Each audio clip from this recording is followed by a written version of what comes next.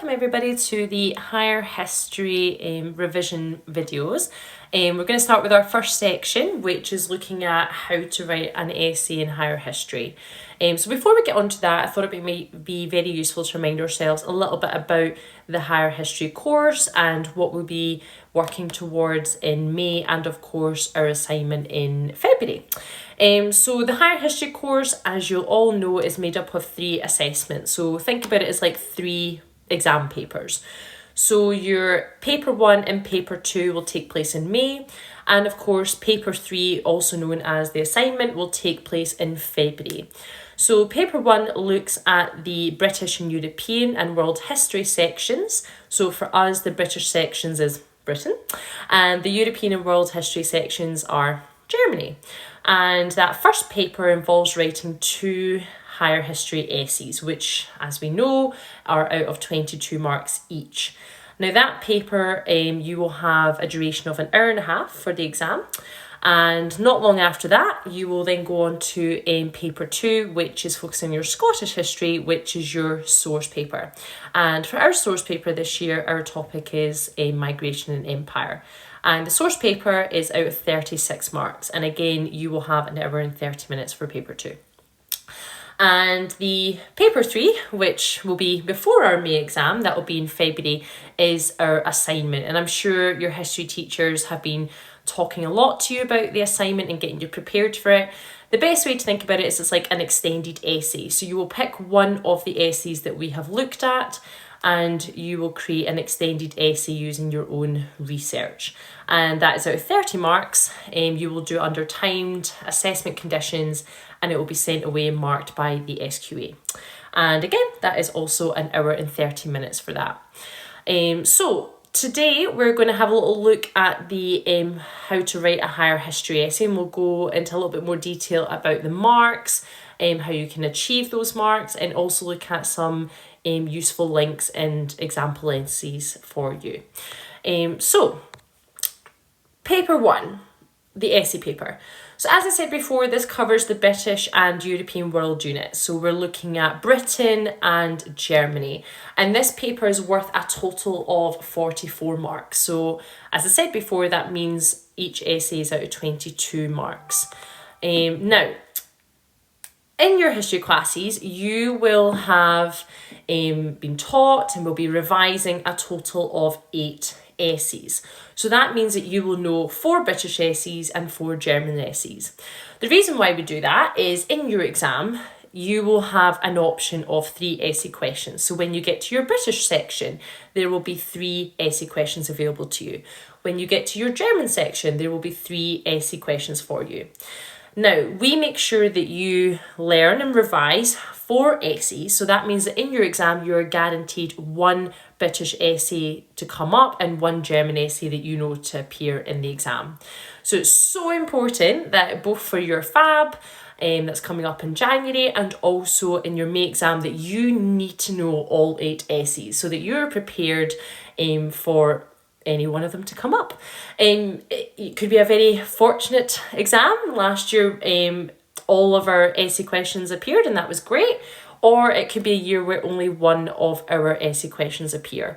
So it's really, really important that you know all 8 so that you're prepared for any outcome. So that means that in the exam for paper 1, you will write 1 British essay and 1 German essay. So it's really important that you make sure you write 1 from each section. And as I said in the previous slide, you get an hour and 30 minutes for this paper 1. So that means that you must dedicate 45 minutes per essay. And I think that's really important that you manage your time, because what you don't want to end up doing is spending, let's say 55 minutes on 1 essay, and then you're not leaving yourself enough time for your second one. So it's really important that you're quite strict with your timing. And the best way to get better with your timing is just to practice. And I know for a fact that all the history teachers are doing plenty of timed essays, so that should hopefully be very productive for you. So in terms of the breakdown of the marks, it's 22 marks per essay. So let's have a wee look where we get them from. So you've got 3 marks available for your introduction. So you get 1 mark for 2 context sentences that are correct. You get 1 mark for your factors, listing all the factors available to those essays, and make sure that you mention a minimum of 4 factors. There's 5 factors in total for each essay. Make sure you list at least 4. And then of course you have your line of argument, which we'll come on to in a little second. The next part is of course your main body of the essay, so that's where you're tackling your factors. Now there are 6 knowledge marks available to you, which should be hopefully an absolute gift, as you'll have been given plenty of specific detailed knowledge points for your essays. The next section is looking at analysing your knowledge points, so that's where you have 6 analysis marks in total, and that includes analysis plus. So you get 3 analysis marks maximum available to you, and the remaining 3 are available through analysis plus. So that tends to be like counter argument or kind of furthermore points where you develop your argument in your paragraph. And then finally you have 4 evaluation marks. Now you'll notice on the screen that these are, this sentence is highlighted in yellow. And that's just a little reminder for everybody that you do not need to do evaluation in order to achieve a grade A essay. Remember, you can do 4 factors without evaluation, obviously including an introduction and a conclusion. And if you manage to do everything, your knowledge, your analysis plus really well there, you could potentially achieve 18 out of 22. And remember, to get an A in an essay, it's 16 out of 22. So you can absolutely achieve a grade A without doing evaluation. But it's very, very important that you do 4 factors. What you might wish to do there is you might wish to do an introduction, 3 factors, conclusion, and then do your 4th factor after your conclusion. You may wish to do it like that. If you are going to go for the challenge of evaluation, which there's absolutely no harm in trying out, see how you get on with it and then speak to your teacher about any feedback on your evaluation. If you're going to do that, I would recommend you do introduction, 3 factors with evaluation at the end of each factor, and then a conclusion. And if you have time within your 45 minutes for each essay, you could potentially do a 4th factor after a conclusion. There's absolutely nothing wrong with that. It provides you with that safety net, and it means that if there's anything that potentially is incorrect in any earlier factors, you've got that little safety net available for you.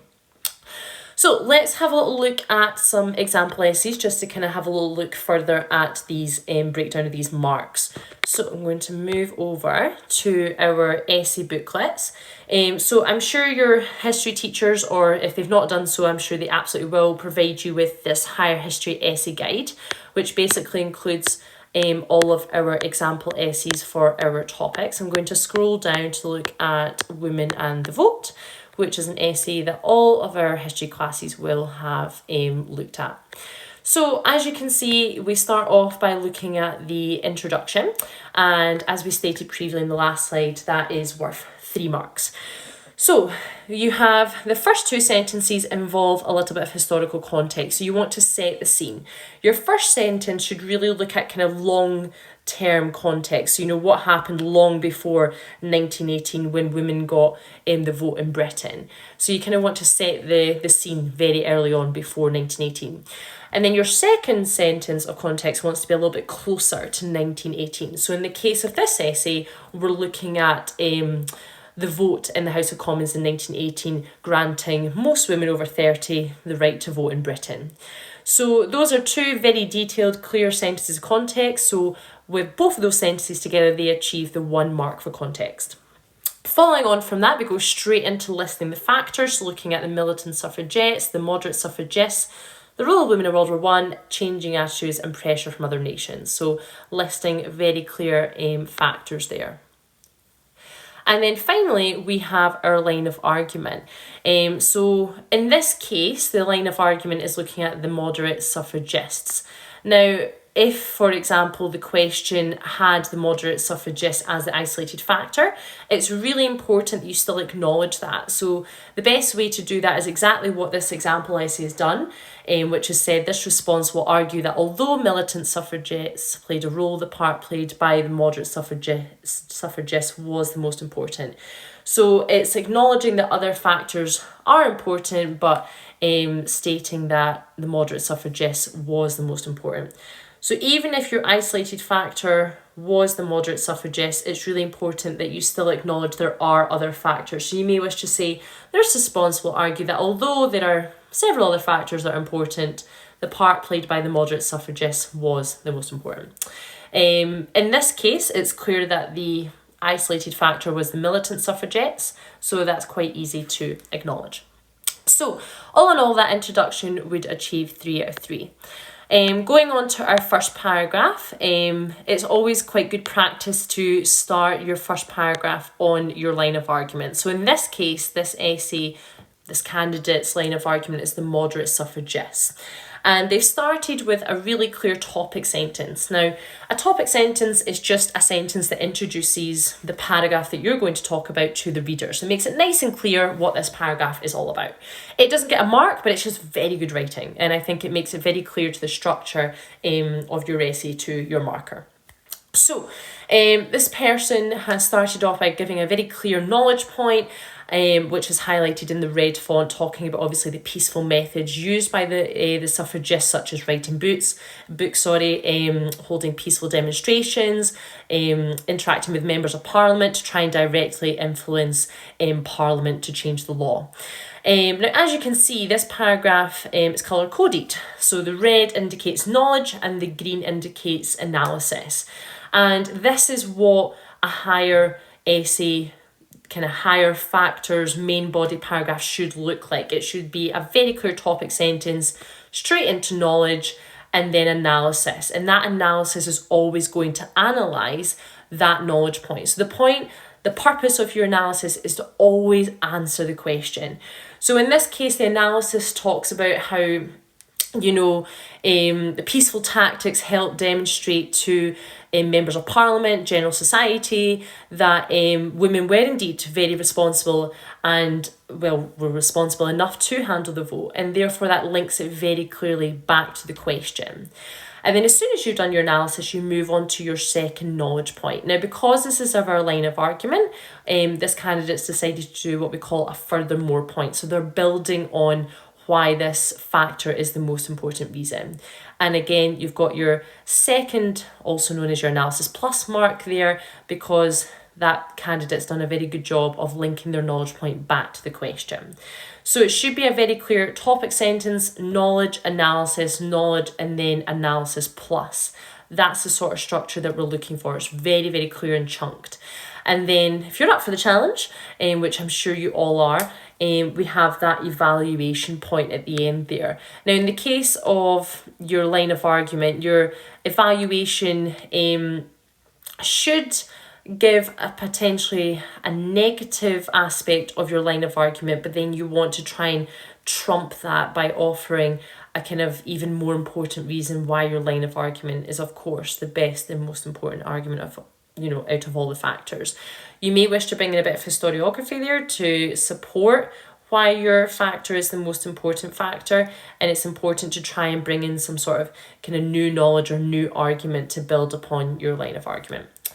Now let's have a wee look at the second paragraph just to kind of show you different ways that your analysis plus can be awarded marks. So again, this candidate has started by introducing the factor with a topic sentence. So they're saying the militant suffragettes, which is their next factor, played an important role in helping women gain the vote. So very clear indication to the marker what they're going on to next. And then again, just like before, you've got that knowledge analysis, knowledge analysis. However, in this case, when you go on to look at the second knowledge point, you'll notice that the person has started with the word however. And that word indicates to the marker that this person's about to start a counter argument. So in this case, the counter argument to the suffragettes here is the kind of wild period of 1912 to 1914, where they escalated their violent attacks with kind of more horrific violence like arson and bombing attacks. You could develop that further with even more specific knowledge points like, setting fire to Airth racecourse, for example, and there's plenty of knowledge points that you could introduce there. And then of course they've gained that an analysis plus mark by explaining how that alienated members of parliament, which ultimately made the kind of progress to women gaining the vote less likely. And then of course we've got our evaluation, which talks about why the suffragettes were important, but then of course in the middle there you'll see highlighted in bold that the peaceful campaigns of the suffragists, which is this candidate's line of argument, is still the most important reason why women got the vote. And they've obviously used historiography there to support their line of argument. Now, if you were thinking, you know what, evaluation's not quite for me, I'm going to stick with knowledge analysis, that is absolutely fine. So as I said before, you can still achieve a grade A essay by doing 4 factors without evaluation. So the case would be just to imagine, if you were going to do that route, to imagine that that purple part of the paragraph didn't exist and you were doing topic sentence, knowledge analysis plus. It's very important that if you are going to do your 4 factors without evaluation, that you do attempt analysis plus, so that you're getting full access to those 6 marks of analysis to try and achieve your grade A. And if we just scroll down to have a little look at the conclusion, to give you a little idea what that should be looking like. Now obviously in your conclusion, this example answer is looking at most of the factors they have discussed. Now in this example essay, we've provided you with all 5 factors. Now you may be able to do that in the exam, and that is fantastic. If not, don't worry, you're not expected to write all 5 factors in your May exam. You would be expected to write 3 factors with evaluation or 4 factors without. But there's no reason why after your conclusion, if you have time, you can absolutely try and go for a 4th or 5th factor. When it comes to your conclusion, you should evaluate 3 of the factors against your line of argument, as you can see in this conclusion here. And it's basically a chance for you to, of course, reiterate your line of argument. It's really important that you do that in the first sentence of your conclusion. And thereafter, you want to basically take each factor, explain why it's important, but then ultimately explain why your line of argument is more important. And in the final part of your conclusion, you want to reiterate why your line of argument, so in this case the suffragists, is most important, with an overall detailed statement. And at that point, like you can see at the bottom of this conclusion, it would be good to bring in some historiography, just so that the reader finishes your conclusion and your overall essay with a really quite strong resounding argument. So that is our kind of how to write higher history essays. And of course, if at any point you would like further clarification on how to write higher essays, please come and see your history teachers, and we would be more than happy to go through this in more detail and help you with any further questions that you may have.